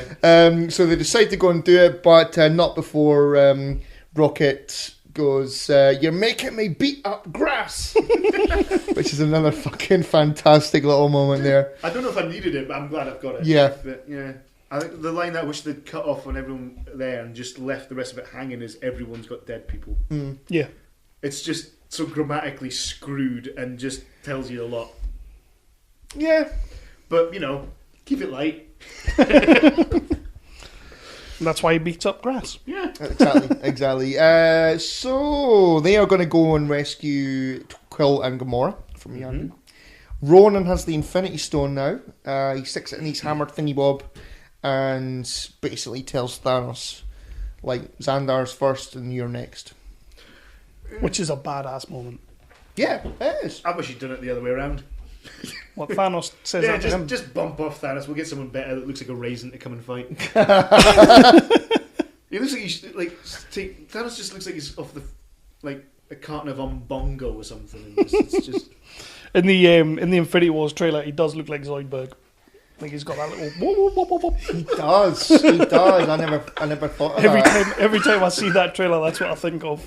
Oh bloody hell! He's just going to be like whoop, whoop, whoop, whoop, whoop. Awesome Zoidberg impression. Okay.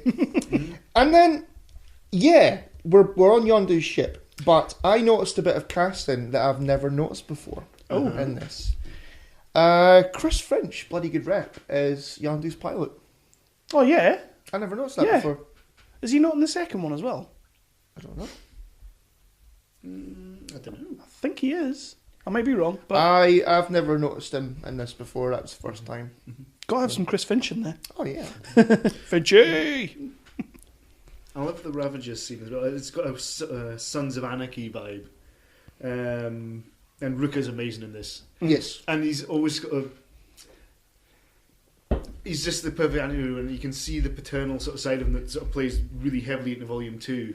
here, where he's just, whenever he looks at Quill, he smiles. Yeah. And he's just always looking for an excuse not to kill him, which is probably the worst kind of parent you can be. You get that in this scene very much. Like, Yeah. like it's like, I'm going to kill you because my boys are here, but give me a reason not to, please. Yeah. It's not thinking about, like, when he's talking about, like, we could have eaten, he says, that's not a thing that normal people would do, let alone have to be grateful for it.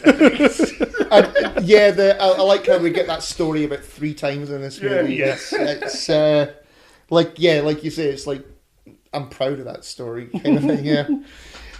So they are going to the Guardians and what's the Reavers? Ravagers. What's Reavers? That's Serenity. Serenity, yes. Aye, bygones. They're going to team up and they're going to take on Ronan, who is on his way to wipe out Xandar. Bust up his shit. Exactly. And then we get a cool little sort of segment where the Guardians are sat around sat in a circle and they're arguing about whether they should do it or not. This is a great scene. It is a great scene. There's a cool Drax line again where he goes, "When did we establish that?" A few seconds ago, I wasn't listening. Then I was thinking of something else. But yeah, I just love this, and I love just Chris. What the hell is his name? Chris Pratt has that amazing sort of. It's like something like the West Wing when he does this amazing speech, and he's like, "That's like 3% of a plan, like 12% of a plan." Yeah, that was something I made a note of because we've had 12% of a plan before. Have we? In the MCU. Oh. Because we've had 12%, give yourself 12% of the credit in Avengers Assemble. I suppose. And later on, Pepper Potts says give yourself 12% of something to him. Okay. So yeah, I just thought that keeps on creeping up. I like the way you did that. I did say You're picking things It'll up. be a rhythm thing because you don't have to have a single syllable word there. It's like DC likes to throw like 52 in everywhere because of the new 52. It's 12. 12. It's a fake laugh. I don't think you can put 12 as the new 52 to every single situation, though. That's going to get you into some serious legal trouble if you apply that to everything in your life. Okay. That was an underage joke for you there. Yeah. Hope the adoption agency aren't listening to this. And then we get the now I'm standing. Are you happy? We're all standing up now, like a bunch of jackasses standing in a circle. Apparently that was the only line not scripted. It was James Gunn's brother. Sean Gunn. Improvised that on a set, and it was going to be an outtake, and they liked it so much they made Bradley Cooper say it. Because you've got to end on a punchline. Yeah, like I say, every scene's got to end with a little bit of a punchline. Not that I'm complaining. Mm-hmm. So where are we? Good. We have a little montage of everybody gearing up because they're going to go into battle against Ronan. Mm-hmm. And then we have another big badass set piece. It's the Battle of Xandar, I guess you could call it. And it happens in the day. Yeah.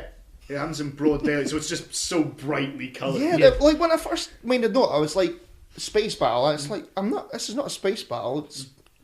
It's a battle. Yeah, it reminded me of, it was like Top Gun or what's the other one? Dam Busters and very much. What's the other one? The Right Stuff. It's just everything's so brightly coloured, and it's and then you've got the women on. There's like callbacks to so many like 1940s films. There's the Powell Pressburg one, Matter of Life and Death, with Life and Death, not Death, with the women on the sort of voice comms to them, like talking them down, sort of thing. Yeah, doing fine, Charlie. That's cool. Yeah, it's so many callbacks to like really cool like dogfight films. It's great. It's an awesome scene. That's what James Gunn's good at. And and the Dark Aster, when you see that home, it's like, how the hell is that thing flying? It looks like it's made out of like plumber's lead. It sort of twists around in a weird way, like some kind of Rubik's cube, and it's just so bloody. There's no way that should fly. It looks badass though. It looks great. As we've established, it's all about visuals. Oh yeah, but I mean, just physics isn't getting a look in here. But that. Fuck physics, it's Marvel. You could put a sail on top of it, like a yacht, and that would be awesome. You know, it's still not going to make it any more like aerodynamic. So Peter, Gamora, Groot, and Drax board the ship. Yep. That beautiful bit with the spores. Yes, Yeah. that's this bit. They can't see anything, and Groot goes like with his hand and. Because for all that he's sort of murdered quite a few people, Groot just comes across so innocent because he does that bit earlier on with the little girl with the flower, and he just offers his hand and the flower grows out. That's something that I guess never really occurred to me because Groot is sort of a bit of the moral compass of this movie. He does kill a lot of fucking people. There is a moment coming up that is awesome. And it's fucking fantastic. It's very brutal the way he kills people. He's probably the worst murderer in this film. Yeah, but he doesn't have a gun, so he's just got yeah. all melee weapons. But just stab people. Yeah, just stab people. Mental. There's another awesome Drax moment here where you've got all the nice. This is where the spores are there, and you've got the nice soundtrack, and nice music, nice sort of little gentle, soft, plinky plunky music, and Drax is speaking about he's made friends again, and line it's pleasing to once again have friends. You, Quill, are my friend. This dumb tree, he is my friend. And this green whore, she too. It's brilliant. It's fucking great. It really is. He's fantastic in this film. We can't say enough about Batista. But what's nice at that moment is because it's like building up as he's I love you all, you're my friends and all that. When the plinky plunky music is still going on. You like a plinky plunky music, don't you? I do. And as he says, this green whore, that's when Nebula lands. Mm-hmm. Yeah. Just then.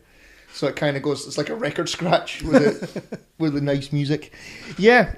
So then we get, where are, the Nova Corps, they're doing their power net thing, which looks cool. It's pretty cool. Quick little shout out for, is it John C. Reilly? Yes. And Peter... Serafinowicz. How do you say his last name? Serafinowicz. He's there as well.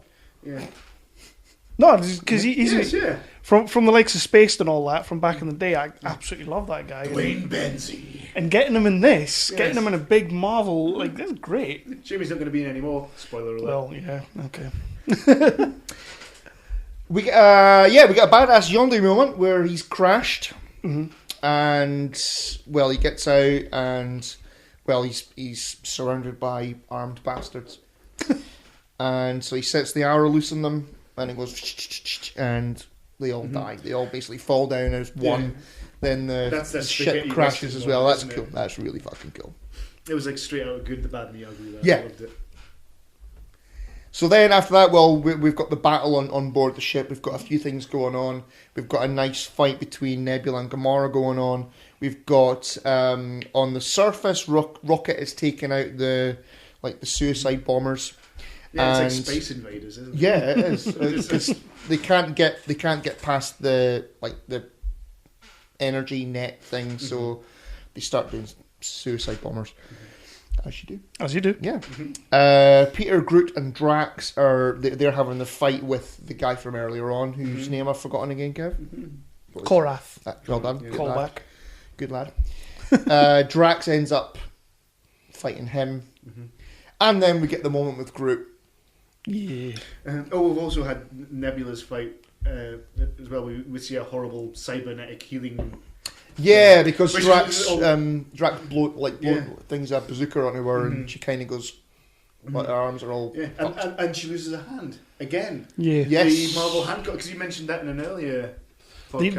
They do it in pretty much all of them, don't they? Because I saw it in the trailer for Infinity War, Tony's got a masked up hand in that as well, so it's like he's obviously I think they do spin the bottle, and whoever it lands on.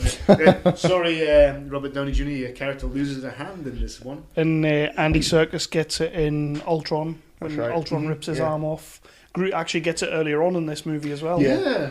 it's kind of a Marvel trait. We're just going to cut somebody's arm or hand off. Yeah, she cuts off both, doesn't she? Yeah.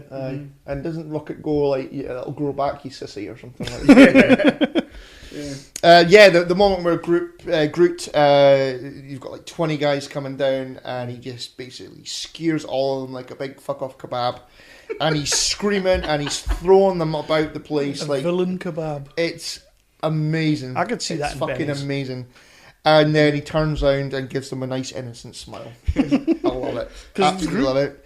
That for me is up there with Hulk's puny god. moment. It's such a good moment. Throwing Loki around. Yeah. Yeah, definitely. Just remind yourself that he's the worst person in this movie.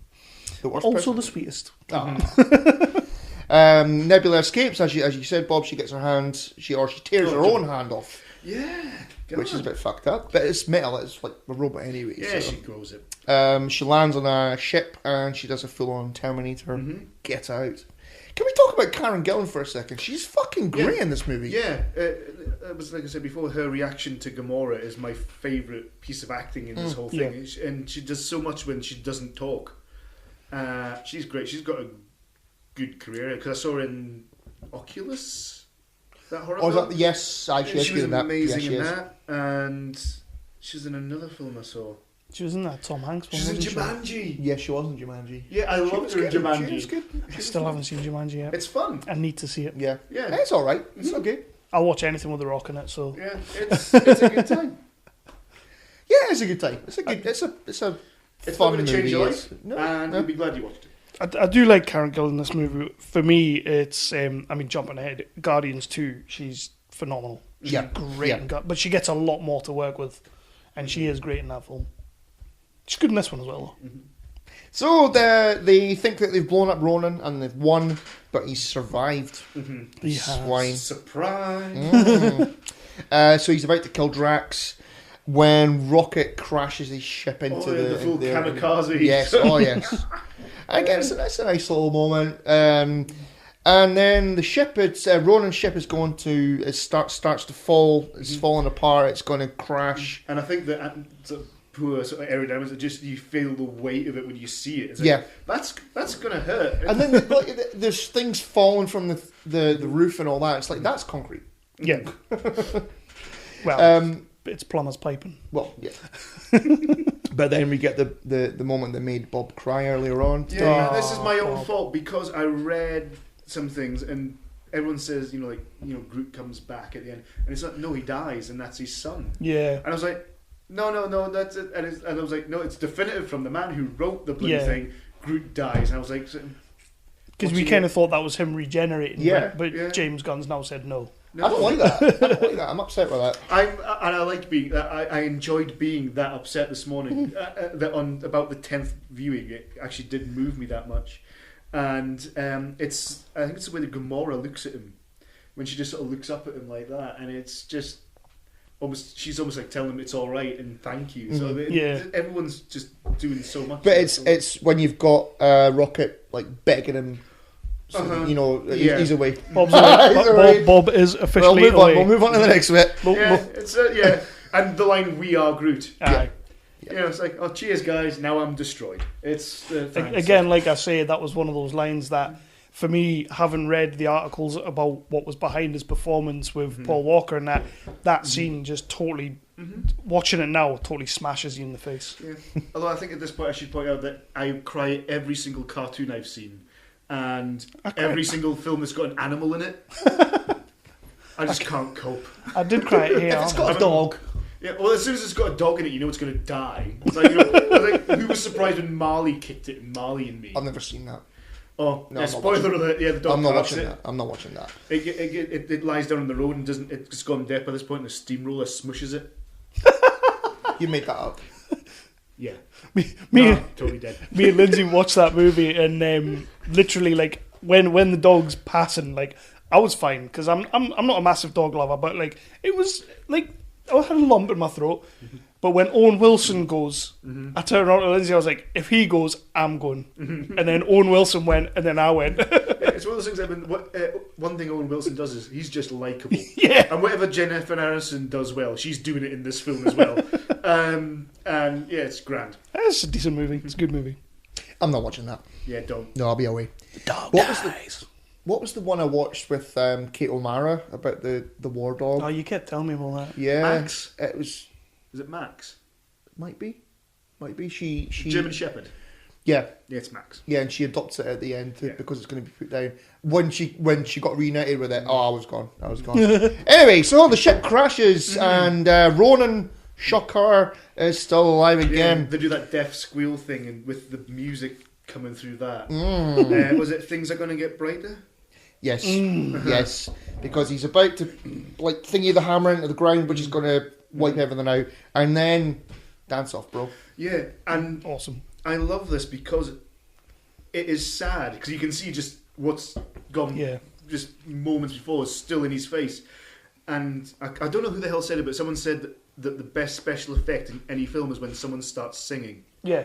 And it just changes the mood of it, and it's what he's singing without any backing. Those lyrics without any backing and just the sound of like squealing in your ears is completely different to what that song means. Yeah. And the whole sort of like, and just like playing When with he the thinks laughs. when he thinks to Gamara, and Yeah, she goes, taking it back, and you can just see that he's still hurting. I think it's the best acting job that Chris Pratt does in the whole thing.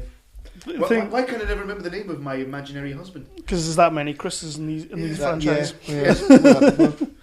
So he's distracting him, the big turtle. That's a great name. I do love that whole scene. Like it's Marvel always does that thing when it comes to the big end battle, where you're going to have this massive fight. It's either going to be one-on-one, or there's going to be a team against one, or a team against team, or something like that. And in this, they just completely, as you say, diffuse it with him doing a dance-off. Yeah. And it always took me by surprise, and I just think it's great. It's fantastic.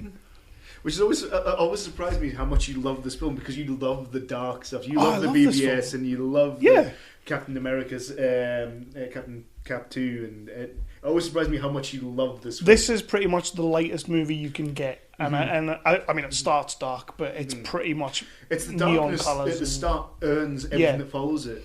But yeah, I've made no bones about this film. I absolutely adore it. Yeah. It's not better than Winter Soldier, but I adore it. So Rocket blows up Ronan's hammer. And super slow-mo. And the Infinity Stone goes flying. Yeah. Chris Pratt's hair in that scene's awesome. Yeah. Do you notice that? Yeah. It's like he's jumping forward and like the wind's pushing his hair up. And it's like, it's proper superhero dive. He's like, I did not notice his hair, to be honest. No, I didn't notice his hair. I noticed. I think it's just because it's in slow-mo. You look like his hair's just like... And I love the ending. And it's saved by the power of friendship. Of course. And the film's got so much goodwill by this point that you forget how breathtakingly stupid this ending is. It's like instantly just forgive it. It's like, yeah, absolutely, this is what happens. And the callback to Laura Haddock as mom take my dying, hand, take my hand, and it just cuts back to that black and white thing, and you're just like, yes, this is the only way this film could end, in this absolutely stupid way. I love it. You've got the line. You said it yourself, bitch. We're the Guardians of the Galaxy. Yeah, I do love that. Yeah. It is a ridiculous way to take out the bad guy. Yeah. It's so fucking Yeah, stupid. he just sort of turns into like a sort of purple whirlwind and vanishes like it's like Wizard of Oz or something. Like he just spilled some water and he goes, "Ah, my world!" I would It's actually mad. prefer it if they kept him alive. Like, I would have liked to have seen Ronan. I would again. have, yeah. Well, he is Ned from Pushing Daisies. He So he can certainly just is. touch himself and bring himself back. You didn't watch that, I did don't you? get that reference. Pushing Daisies? You've never seen Pushing Daisies? It was on ITV2 back in the day, wasn't it? ITV2? I think it was just on ITV. Anna Friel, was it? Yeah, Anna Friel and him. Great show. Yeah. It was actually a really good show, but it got no play. Like, Yeah, it it got really cancelled didn't. well before its time. It really got no play. You would like it. Yeah? You would actually, yeah. Did you ever see Dead Like Me? No. Never mind. Another great show that you should see. Mandy Patinkin being great. Everybody being great. Everybody. So crack on. Yeah. Yes, the Guardians of the Galaxy. Where are we up to? Yeah, okay, so, well, Ronan dies. Oh, Yeah. sweet. And then So- we get so that we get happened. a nice little moment. Rocket is cut up about Groot dying. Yeah. He's sat crying and he's just destroyed. And then Drax claps him or Yeah. pats him on the head. And he just kind of, like, And he lets him. his reaction is Yeah. like, it's like his initial reaction is, fuck off! But he lets him. Yeah. And it's great. It's wonderful. And I love it. It's the first time he's actually, because he's been called now, it's the first time he's been treated like an animal. Yeah. And just finds the comfort in it, because he was just a raccoon that had these horrible things done to him. Yeah. It's a great scene. Then we go back to the the headquarters of the Nova Corps, and Glenn Close starts telling Peter about His heritage. his heritage, and then just with the drop of a hammer, drop of a pen, it's just completely fucking bypassed because everybody else comes in the room. I love that. I fucking love that. So things that could have gone on forever. There's so many things that could be like Return of the King, where you're still sitting there 7 days later watching it. Before that, we've got Yondu getting the orb. That's right. Yeah, we've got, and he so knows he's being Yeah. played. Yeah. He just, as soon as he puts it in his hand, he just smiles at him and goes, "You are taking the piss." But he gives him the gift that he loves when it's just another little knick-knack for his dashboard. He gets a troll. Isn't it? Troll. Yeah. Yeah, I forgot about that bit. Forgot about it. Don't worry, I remembered, Chris. That's good. You've taken notes. That's fine. So the Nova Corps have built a replica of Peter's ship, and we get a nice little moment with John C. Reilly and the Guardians, where he's telling them not to break the law. The family that Rocket saved were his family. Right. Rocket saves a family, and that's his family. Right. And they get married at the end. did not get that. I never picked that up. No. That's bad. Yeah. Movie fan. And you've got there's a moment where he's telling him not to break the law anymore. Oh, and he says that's Rocket goes, well, what if I really want the thing that a guy's got? And he's well, that's stealing. It's I like breaking when he says to Drax, he's like, "That is pretty much the definition of murder. That's the worst crime you can It's do. the worst possible crime." But it's again like Batista's delivery. What if he does something irksome and I want to tear out his spine? Batista's great. Yeah, he's got like a really sort of low threshold tolerance for like bullshit. We're on the ship now. Peter opens his mum's present, which is a cool moment. It's also mixed volume 2. Yeah, And what a tune to have. yes, I love that. I love that song. We get to see some baby Groot dancing to some Jackson 5 in the first of the Yeah, we've got 2 end credits, haven't we? Or is it 2 for this one? There's two. There's two. But they fly off. They fly off into the sunset and To do a bit of both. do a bit of both. That's right. A bit of bad, a bit of good. Yeah, and that's our movie. That is our movie. Brill. I love it. The end credit scene is the Collector and Howard With the duck. Yeah. Why the fuck did he put this in? I mean, I love it. I do love it. It's great. But why? Well, he shows up in Guardians 2 as He well. does, yes. Yeah. Yeah, everyone. He's going to turn up in bloody Infinity War as well. He'll be the one that kills Thanos. He's the one that ends. He's the one that ends He'll the lay war. an Yeah. egg in his Yep. throat You know and what? kill him. He'll choke. You know Oh, he's what? a bloke duck. He can't lay eggs. I'll take that. If Howard the Duck kills Thanos, I'll take that. Yeah. He's got to do something. Like, they've got to pay that off. Yeah, he'll kill him. He'll kill him in front of everyone and go, "Put it on my bill," and walk away. Oh dear. Voiced by Seth Green, of all people. Was it really? Yeah. Huh. I didn't know that. Well, it sounds like him. Does it? It is, But it is him, yeah. But yeah, That's Guardians of the Galaxy. I would love to know what the thought process was in Howard the Duck. Is it just another thing I to think throw in there? Just why the hell not? Because I just love that he's at the arse end of the world and somewhere where no one wants him. but of course the Collector would have Howard the Duck. Yeah. He's got all manner of awesome things. So And Howard the Duck. it is great. It is great. You just know if Disney had bought Lucasfilm at that point, Jar Jar's there would there. have been a Jar Jar thing. Jar Or, Jar in carbonite. Yeah. Yeah. I would have been okay with that. That would have been I would have badass. That would be. You see, and I love that it's just so off the hook that this was such a risk for them as well. Yeah. Probably more so than Avengers because everyone knew the characters by then, and to mash up and Robert Downey Jr. is there. But this one, it's like, and you just let them, and it's the same with like Iron Man 3. You just let them drive it like you've stolen it. This for me is the biggest risk they've taken. Like, probably still the biggest risk. Would you say there's anything after this that's bigger risk than that? I would say it's the biggest risk, and then Iron Man 3. Yeah. Because of It was just an advert for Christmas. no, I think it's because of It what was, they dealt though. with, and just letting Shane Black make a Shane Black film. Yeah. And like I said, letting another artist paint the same characters made it feel like a comic. Yeah. And that's But it's also a lot of like stuff about PTSD and that kind of thing as Yeah. well. Plus, the only thing missing from that movie is the Coca-Cola lorry. To be fair. I would love if he took out Guy Pearce at the end with the Coca-Cola lorry. I'd be alright with that. You might as well. It's Shane Black. It's Christmas. You know? Instead of the MCU music, just go, holidays are coming. Holidays are coming. You know, It starts off with Blue, doesn't it? Blue Dabba-Dee. Yep, it does. That's the only one of your Road to MCU that I've not seen, because I've watched it so recently that I will. The next time I do watch Iron Man 3, I'll watch it with that. I wouldn't. It's just, I'd be fine, man. it's just me going, why is everything Christmas? And mean. Why are we? Christmas is great. Why do we have a huge battle on a tanker with a fake Christmas tree? Like They could even the have lights, Christmas trees on tankers. Even the lights. People on tankers celebrate Christmas like everybody else, not you drive you. up to the fort.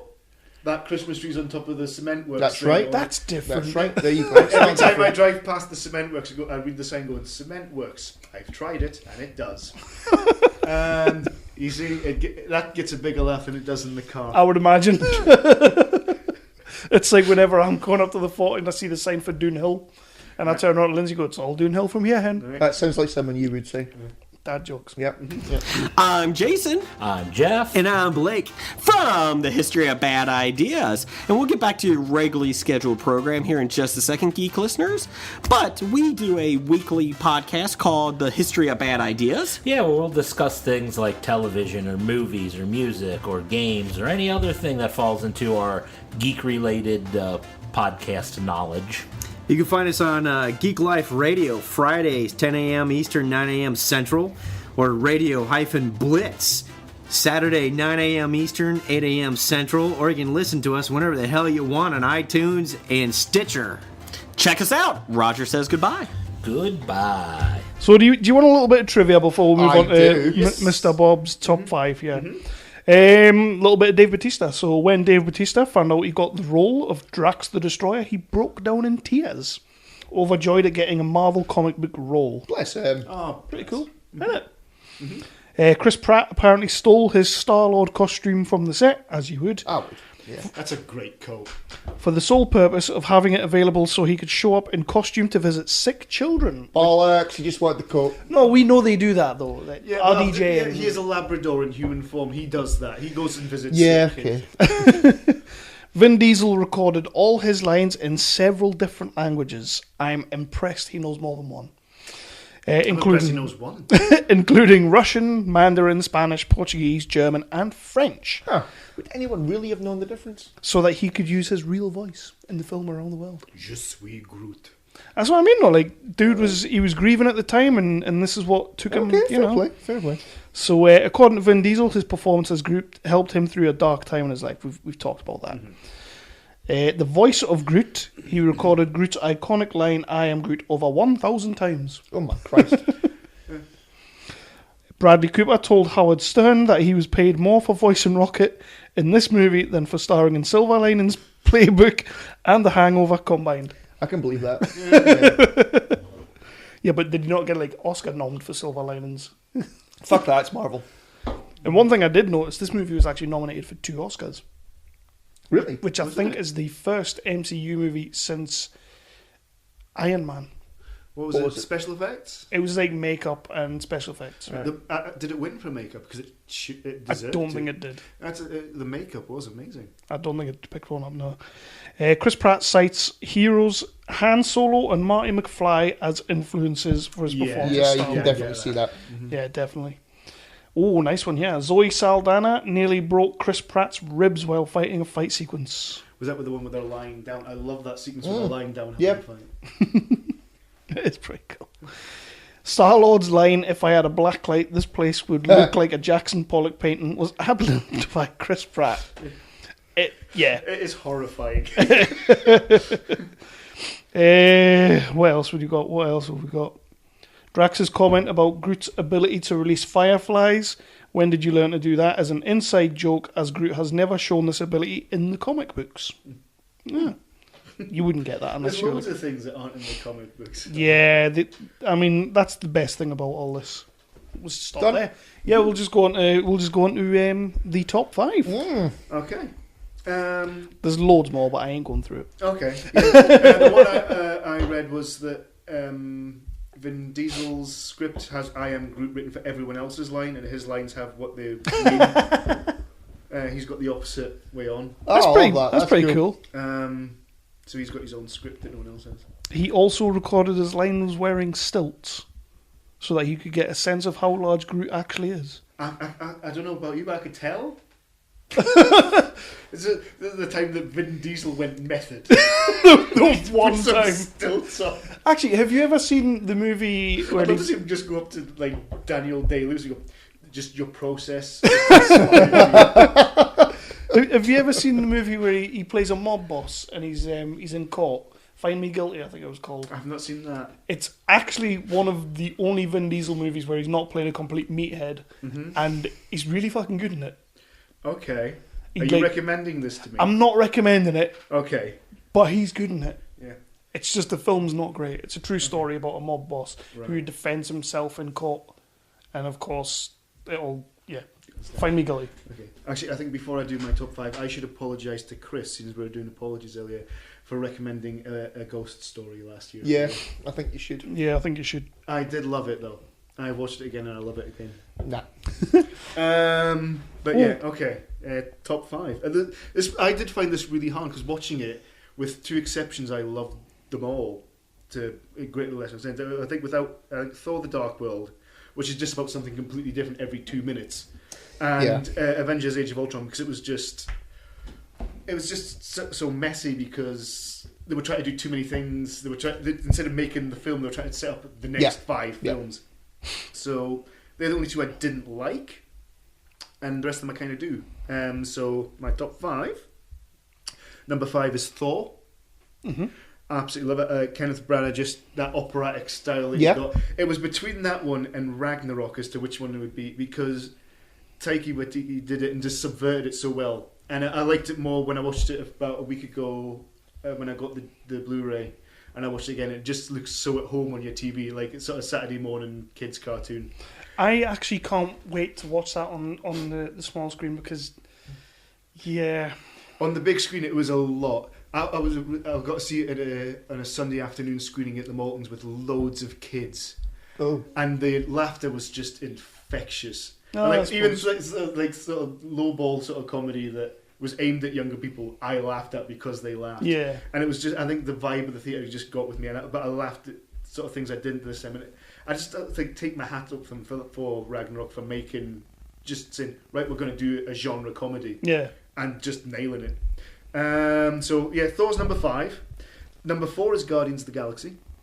Mm-hmm. And I do just absolutely adore it. Number 3 is Captain America: Winter Soldier.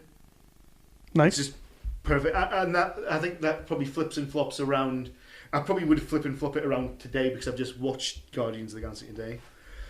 Number 2 is Iron Man 3. I know, and did you have that as my number 1 in your mind? But no, I think I did actually. Yeah. It is. The reason is because of how it deals with PTSD and the villain. And I know you particularly hate that he breathes fire, but I love that that is the exact opposite of what Tony Stark is doing, of just holding that inside himself and just the hatred eating him alive. He lets it explode and uses it as a weapon. And I just love the sort of poetry of the script and just the fact that Marvel had the guts to say, go and do your thing. You do you, Shane Black, and he just did it and just owned it. And I think it was a very personal script for him, and it really sort of got me because I was going through similar things at the time. And number 1 is Ant-Man. Yeah. The smallest story is just lovely. It's the father-daughter... It's fathers and daughter relationships everywhere you look on that. Yeah. It's wonderful. And I know people sort of have a problem with the villain in it. I've got no problem with him. I thought he was okay. Yeah, I've They got no don't problem. focus on him as much because he's not the focus of the story. No. And I just love Paul Rudd's performance in it. I love the best special effect in that film is Michael Douglas looking fuckable. Like he's just walked off the set of like Wall Street and just taking his robe up and going, "Who wants me?" Yeah. At the start of that film is like, yeah. And from then on in, it's so funny and so heartfelt. And despite the fact that it had that troubled production of Edgar Wright. Yeah. Edgar Wright, they still managed to make an Edgar Wright film. Yeah. There's just so many things where it's just like, it could be like a cutscene from Baby Driver.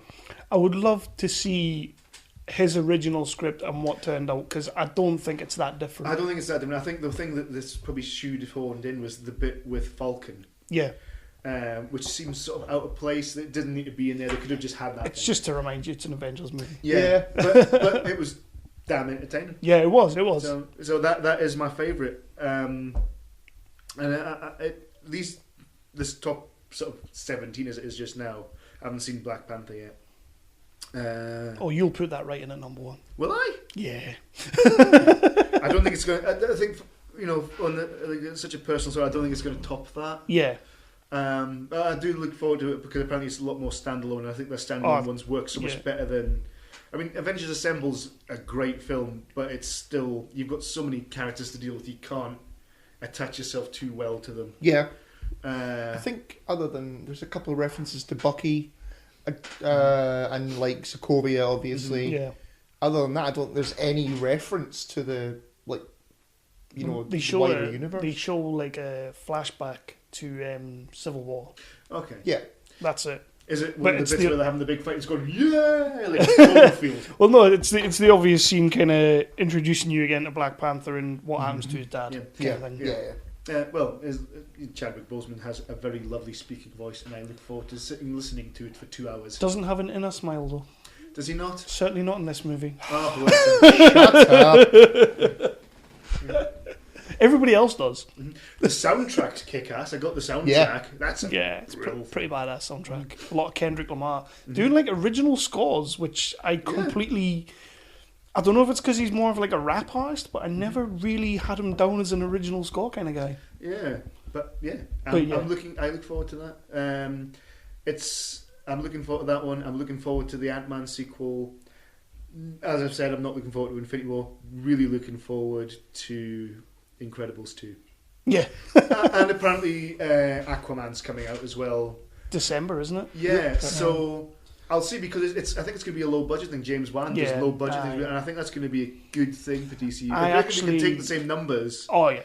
Because they take a lot of money because people love those characters. I genuinely think, and I could be wrong here, but I genuinely think Aquaman's going to be like a smash success. Mm-hmm. Like, I think it's an unexpected success. Mm-hmm. Well, he was the best thing about that movie, easily. Oh yeah.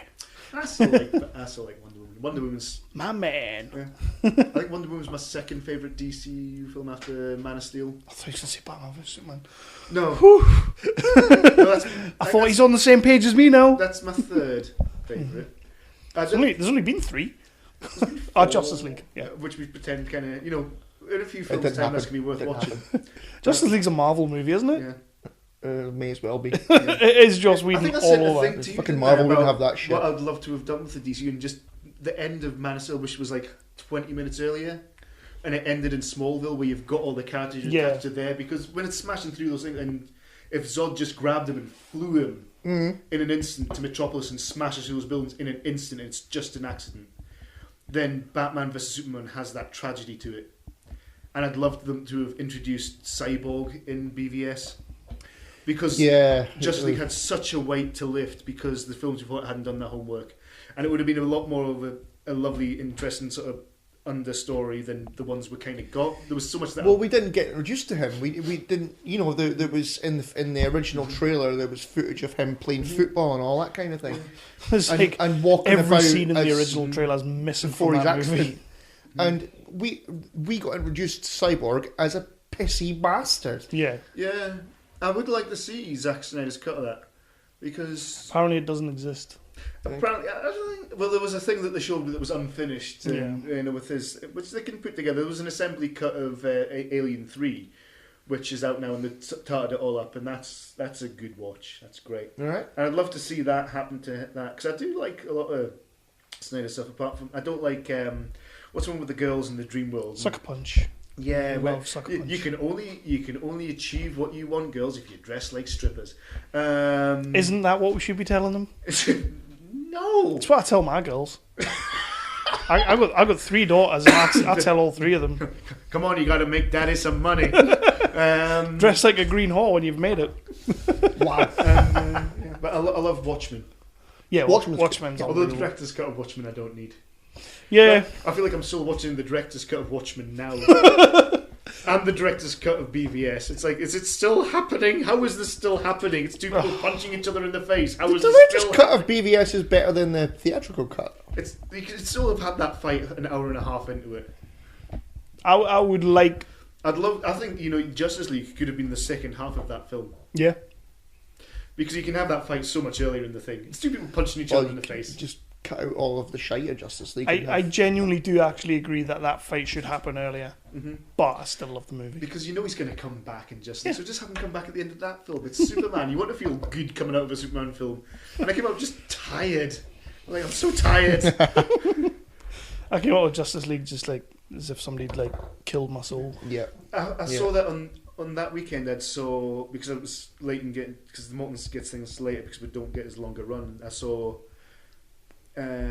Thor Ragnarok on the Sunday, and then I saw Spider-Man Homecoming on Blu-ray. Again, couldn't see it because of just timing, because I was getting married, so couldn't see it. And so it went. Loved Thor Ragnarok, and then Spider-Man I really liked, and then there was Justice League, and I spent the whole thing going, fine, I suppose.